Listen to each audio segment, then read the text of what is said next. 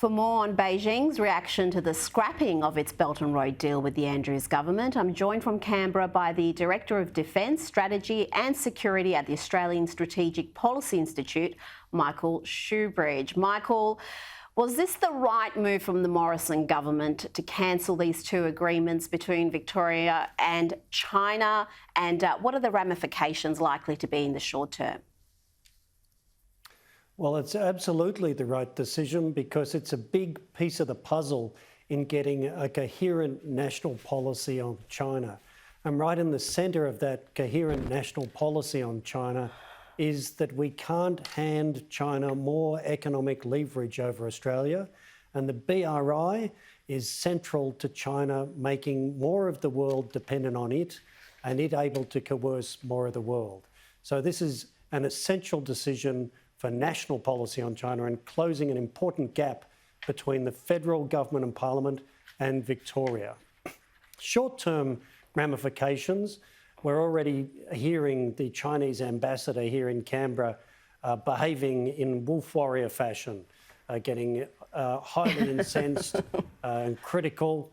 That's going to score him lots of brownie points back in Beijing because that's exactly the kind of thing that the Chinese Communist Party leadership wants to hear.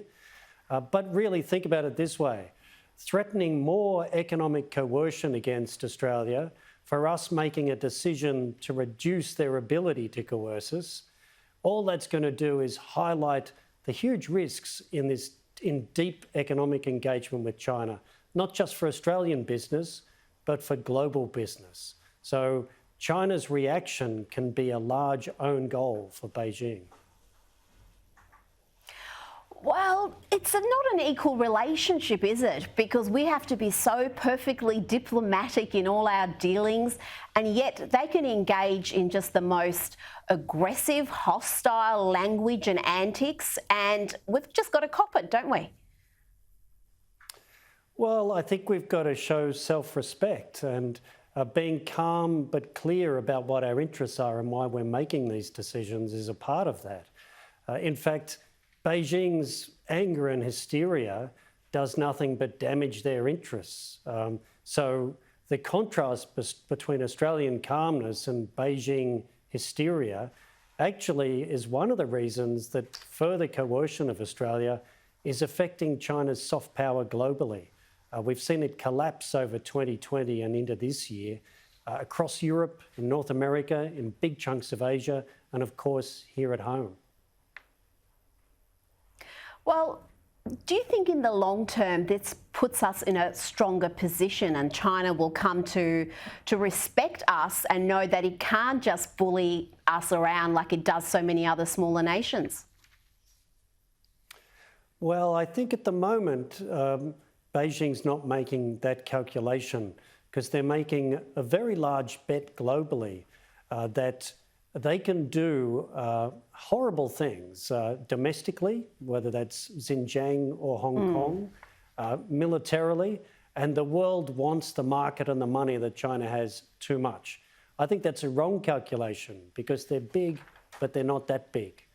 So I think in the medium term, this does work to Australia's advantage, and arguably China coercing us in the way they have has made us shift policies and diversify more than we would have before now. That's put us in a good position. Now, Michael, I want to ask you about a related issue. We've seen the New Zealand government buckle to pressure from China and back away from expanding the Five Eyes relationship. There are new reports now that Japan is interested in joining the Five Eyes. How important is a body like this in countering Chinese aggression in the Indo-Pacific? It's incredibly important because the Five Eyes partnership is really deep. And it's deep because of the trust between the partners, between Australia, the UK, the US, Canada, and New Zealand.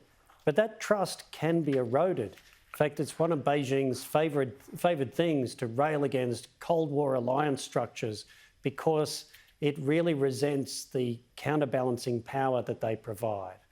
So New Zealand being wobbly and looking like it's stuck in the past, its policy setting on China looks very suitable for 2012, not at all suitable for 2021. That's a big problem for a cohesive Five Eyes relationship. And no amount of politeness between our two foreign ministers can hide that fact. So I think New Zealand has to look at the world as it is and look at how Xi is using Chinese power now. And the idea they can have quiet diplomacy with China on human rights and security issues and have any effect, I think they must know is wrong. So if it's about shameless preserving of their trade, compromising other values and interests, I think they're going to have to change. Last question, yes or no, should New Zealand be booted from the Five Eyes alliance? No, but I think that they really need to deal with the China that they have now and not the one that we all thought we were engaging with for decades after the opening to China, in Australia's case from 1972. You know, I'm thinking of Joh Bjelke-Petersen, former Queensland Premier. He said, you can't sit on the fence and keep your ear to the ground without horrible things happening. Well, I think that's a message New Zealand needs to hear.